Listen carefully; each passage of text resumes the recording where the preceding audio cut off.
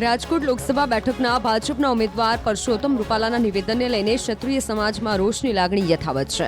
Ultimatum છતાં ticket પરત નહીં ખેંચાતા ક્ષત્રિયો દ્વારા આંદોલન પાર્ટ 2 શરૂ કરવામાં આવ્યું છે।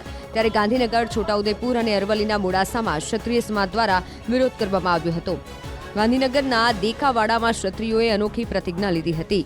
લેકાવાડા ખાતે યોજાયેલી રાજપૂત સભામાં ભાજપ વિરુદ્ધ મતદાન કરવાની પ્રતિજ્ઞા સમાજના 100 લોકો દ્વારા લેવામાં આવી હતી। ભાજપ વિરુદ્ધ વોટિંગ કરી અને ગમે તે વખતે અમારી જેટલી મહેનત થાય એટલી એ મહેનત કરી અને ભાજપને હરાવવાનો પ્રયાસ કરીશું। તો બીજી તરફ અરવલ્લીના મોડાસામાં પણ ક્ષત્રિયોનો રોષ ચરમસીમાએ જોવા મળી રહ્યો છે।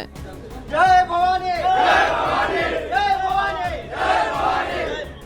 અરવલ્લીના મોડાસામાં ભારતીય જનતા પાર્ટી દ્વારા સામાજિક સંવાદ કાર્યક્રમ યોજવામાં આવ્યો હતો। શહેરના ઉમિયા ચોક ખાતે યોજાયેલા કાર્યક્રમ બહાર રાજપૂત સમાજ દ્વારા વિરોધ કરવામાં આવ્યો હતો। સમાજના કાર્યકરોએ હાથમાં ભગવો ઝંડો લઈ કાર્યક્રમ સ્થળ બહાર જય શ્રી રામના નારા લગાવ્યા હતા। સાથોસાથ રૂપાલા હાય હાયના નારા પણ લગાવ્યા હતા।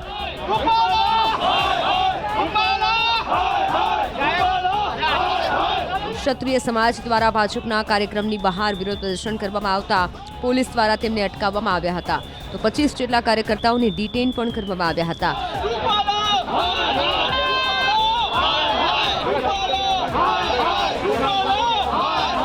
આ તરફ છોટાઉદેપુરમાં પણ ક્ષત્રિય સમાજ દ્વારા રૂપાલાના નિવેદનને લઈને નારાજગી જોવા મળી હતી। છોટાઉદેપુરના નસવાડી, સંખેડા, બોડેલી, પાવીજેતપુર, ક્વાંટ આમ 6 તાલુકામાંથી ક્ષત્રિય સમાજના લોકો દ્વારા બેઠકનું આયોજન કરવામાં આવ્યું હતું। નસવાડી બોડેલી રોડ પર આવેલ વાસના ચોકડી પાસે આવેલા મંદિરના મેદાનમાં રાજપૂત સમાજના લોકો એકઠા થયા હતા। આ બેઠકમાં રાજપૂત સમાજના પાર્ટ 2 આંદોલન અંગે મંથન કરવામાં આવ્યું હતું। સાથે મતદાનના દિવસે જિલ્લામાં સમાજના આગેવાનો તથા ગ્રામજનો સાથે મળી ભાજપ વિરુદ્ધ મતદાન કરવા જવાની એકતા દર્શાવવા હાકલ કરવામાં આવી હતી। આજે અહીંયા વાસણા મુકામે સમસ્ત છોટાઉદેપુર રાજપૂત સમાજની ભવ્ય મિટિંગ અહીંયા આયોજન કરવામાં આવ્યું છે।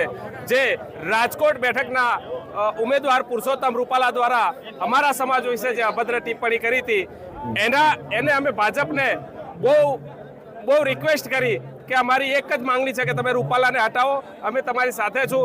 આ ભારતીય જનતા પાર્ટી જ્યારથી પેદા થઈ આ રાજપૂત સમાજ તેની સાથે હતો, પણ અમારી એક પણ માંગણી તેમને સ્વીકારી નથી, એક સામાન્ય માંગણી હતી।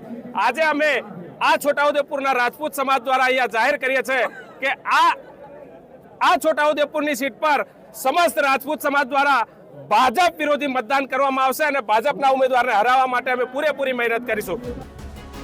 ઉલ્લેખનીય છે કે રાજપૂત સમાજની બેઠકમાં જય ભવાનીના નારા પણ લગાવવામાં આવ્યા હતા।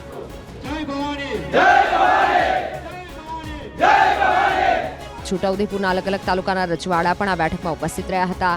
જણાવી દઈએ કે રાજકોટ બેઠકના ઉમેદવાર પરસોત્તમ રૂપાલાના નિવેદનને લઈને ક્ષત્રિયોમાં રોષ જોવા મળી રહ્યો છે। 27 દિવસ સુધી અમારા સમાજ દ્વારા ગાંધી ચિંધ્યા માર્ગે વિશાળ આંદોલન કરવામાં આવ્યું। 5 થી 7 લાખ ક્ષત્રિયો ભેગા થઈ ટીટોડીનો ઈંડા ડિસ્ટર્બ પણ ના થાય એટલું શાંતિપૂર્ણ રીતે ક્ષત્રિય સમાજનું આંદોલન કરવામાં આવ્યું।